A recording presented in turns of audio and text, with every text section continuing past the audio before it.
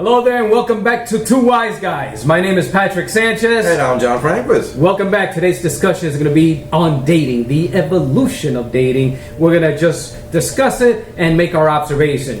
What do you think about that, John? Well, I think, you're making me laugh again. But basically, the evolution of dating, we're not going to be giving any dating advice, nothing like that. We are going to be giving advice in a separate video later on down the line. But for now, the evolution of dating, and of course, it starts with the approach. The approach in dating is almost like the Genesis in the Bible. It's the beginning. You gotta meet the chick somewhere. Whether it's a co-worker, whether it's at a club, at a supermarket, you gotta make that approach and introduce yourself or get that chick's attention. How would you do it? Well, the how is a good question. The where doesn't matter. You could pick up a girl anywhere. You can introduce yourself anywhere. The how is very important. The how is everything. If you don't do the how right, you're not gonna get there. I'm getting ahead of myself, no advice, but the how. One thing I will say is pickup lines. What do you think about pickup lines? I've never had a pickup line that worked for me. And I recommend people shouldn't do pickup lines. And unless you're a celebrity, like, you know, Brad Pitt, Denzel Washington, or Richard Gere, pickup lines don't work for the average guy. I think Brad Pitt and these guys, they send somebody to do the picking up for them. Yeah, they're up there. That's a different league. But us average Joes that are out there, I think you're better off just introducing yourself. Pickup lines, for example, a couple of classic pickup lines that don't work. If you were a booger, I'd pick you first. I like that. That's classic. You like that? Well, go for it. It's never worked for me. You know, it says, how about, are you okay?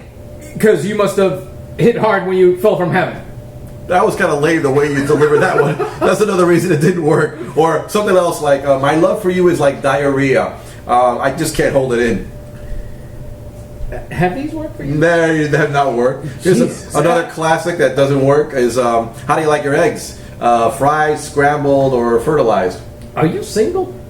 How are these things not working? I'm a married man. Sorry to hear that. But anyway, there's also, are your feet tired because you've been running in my head all day? Exactly. I mean, yeah. Anyway, but going on. Do you have another one you want to throw out there? Or I can't think of any. Okay. No, I'll get back to you. So anyway, the how is all of it. We'll be giving you advice in a separate video. But let's just say you pass the how, you introduce yourself, you meet the girl, you talk, you exchange numbers. The invite.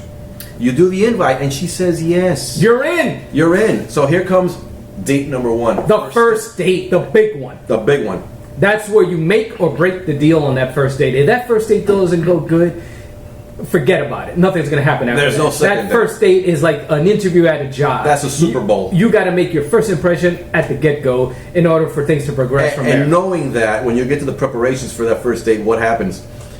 Well, it's just like anything else. Just like a job interview, you got to prep. You got to look good. It's like you get the best shirt. You start ironing your shirt. It's like a scene out of Saturday Night Fever when John Travolta was in front of that mirror, combing his hair, putting on the cologne, zipping up his pants, you know, putting on all those chains. He was ready. Right. And believe it or not, there was a time in the past where we used to blow dry our hair too. I don't know about you. I still do. I very much doubt it. But anyway, so you get to the date. Now your date. Now is, what do we call this? Ground zero? No, that wouldn't be it. Here we are, the starting gate. Date number one. You're there. Whether you met there or picked her up, you're there. If you pick her up, wash that car. But anyway, that car's got to be spotless. Smelling good and with a good, nice background music. Exactly. That's a nice touch. But you're there. You're there in the restaurant, right. You're talking and so on. And something interesting about the date. The first date is basically, again, I keep going to, it's a job interview. You're doing your best performance, your jokes are on cue, everything you say is funny, everything she says is hilarious. Mm-hmm. You're a caring guy. And I'm sure she's putting on her best performance too. So everything's just beautiful. I call it the wonder of me. Yes, it is. You know, it's funny. Women play along with it too. You're there and you're talking and you're so funny. You understand what I'm saying? You're funny now? You're funny. And you could be the laziest average Joe out there, but you have dreams. So you talk about the dreams, not about where you are right now, like I'm an executive. No, you know, I plan to do this. You got ambitions on that first date. I have ambitions, and the girl says, well, this man has ambitions. He's got something going. He's got something going, and so on and so forth. In fact, you even play sports. You can do no wrong. Now, how well you play those sports doesn't really matter. You know, so on and so forth. So it's the wonder of me. You can do no wrong. You're just hitting home runs all night long. All night long. In fact, I'll go even further. On that first date, you adopted children in Africa and you send them 20 cents a month because you think everyone should adopt a child in Africa. You're a very giving person. Those 20 cents. It only makes sense. Those 20 cents a month go a long way. Ooh. Date ends. You walk her to your car, and here comes what may or may not be an awkward moment. I've dominated this one in my sense. We'll talk about that separately, but it's whether do you hug, do you kiss, do you give a kiss on the cheek, or do you shake hands? How do you say goodbye? For some people, that's a little bit awkward. Well, I think when you're planning your first date as a guy, you should just think of the first date, forget about that kiss. Now, if there's an opportunity, if she's waving flags that she wants a kiss, then obviously you go for the kiss. Otherwise, you be a gentleman. You give a nice, decent kiss, you say goodbye, and you move on, and you wait for that first kiss and any other date after that. Right. So date number 2, you're going to be much more relaxed, and you're getting to know each other a little bit more.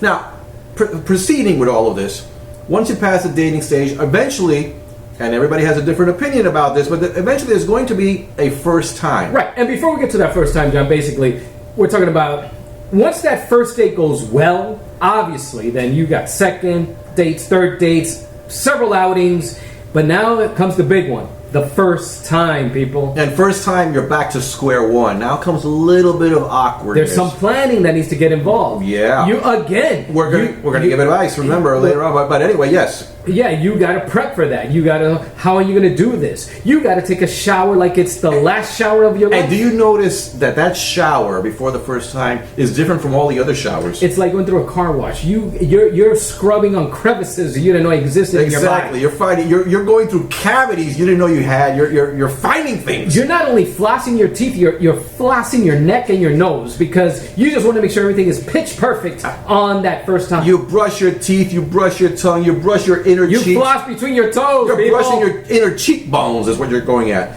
So anyway, you are spick and span. So anyway, first time comes and goes, everything goes well. It goes well. You keep on going. Now you get to a stage where you did good on that first time. Right. Now you're Superman. You're Superman. You got a cape and an S in front of you. And you could do no wrong. You move ahead and you get to another stage. And you'll find out, as a guy, you may not know when the stage is coming, but this is a giveaway. When that woman tells you, I think it's time that you meet my family, you have moved up to the next step. Right. And most likely, in most cases, is right before you meet the family, there's going to be that question, especially after the first time, what are we? Guys, have your answer ready. What are we? Well, you're going to meet the family now, so you know what you are. And so, you know what? We'll get to that. Some younger guys have never heard that question before. They won't know what to say. We'll get back to you on that. But going back to the issue, you move on to the next step. You're going to meet the family. And something about family.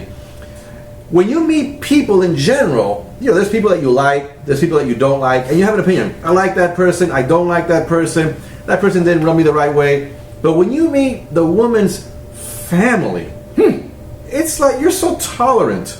It's almost a second interview. Going back to the job analogy, you meet the family, you're meeting the mother, the father, the brother, the sister, grandparents, and so forth, and it's like everyone's great. Yeah. Everyone's beautiful. Hey, your alcoholic mom? Oh, man, she's so colorful. Your grandmother that farts, she's hilarious. I love her farts. I can compete with her if I have to. What about her brother that pickpockets you? You find him hilarious also. He's quite a guy. I'm telling you. That homicidal maniac dad. Oh, he's so cool. The bulimic sister that vomits in front of you. She's tender. She's so funny. But anyway, everyone's beautiful in the beginning. Family. You love her family. You know what it is? I think it's you're trying to get them to like you so much that you automatically like them. You say, I want to be part of this. What about her dog, the Chihuahua, that bit your ass when you walked in? I love animals. He's a beautiful puppy. He's just a puppy. If I see his cheek, I give him the other cheek. Exactly. Everything's great. Everything is great. So you meet the family, and now you move on to eventually you keep on seeing each other, and eventually if things go well, you will get to the next big step, which is the big M.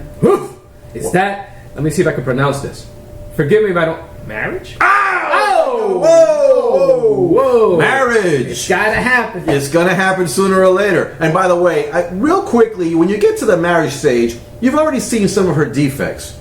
But and she's seen some of yours. And we'll talk about marriage too later, but it's sort of like fitting a square into a circle, everybody wants everything to work out. Right. You know? And I should mention something. Is like Please do. when you're getting to know each other, you're being the man. You're the man. Yes, yes. In the beginning, you're a real man. Now, a couple of years have gone by, and you're no longer that man. You're like you're becoming Superboy. You were Superman. Now you're Superboy. you're a puppy At some point. because you want her. Because the thing is, she's showing you what's wrong with you, but she's still trying to get that square to fit in the circle. She's gradually molding you Right. in her form or fashion. Exactly, because we'll get to that. You're becoming annoying, but she's not telling you all that quite that way. Not right away. You're not going to run. She doesn't want you to run. She wants you to change. Right. So she's still molding you. She's giving you a chance. So by the time you get to the marriage, by the time you get to the altar, you're a puppy. You And- are her puppy. And all this happened within seconds. I call it, you know what I compare that to? What? It's like women are like Boy Scouts. How's that? They throw a rope around your neck and they start doing this slowly. And you So- unconsciously are just going in there. You're the dog on the leash. Yeah. And when you get there, a Boy Scout now. And you're at the altar and you're like, You're what taken. the heck You're taken. happened? But you know something? What's important is that you're happy. Yes. Happiness is the big H, as I like to call it. So if you got to the big M, congratulations. You to made it. We got a lot to first say phase. about that later on, but this is just the evolution of dating. dating. That's all it is. So congratulations if you reach the big M. Congratulations. We'll see you next time on Two Wise Guys on a different discussion and a different topic. So 2 Wise Guys 5. We'll see you next time. God bless and sayonara. Sayonara.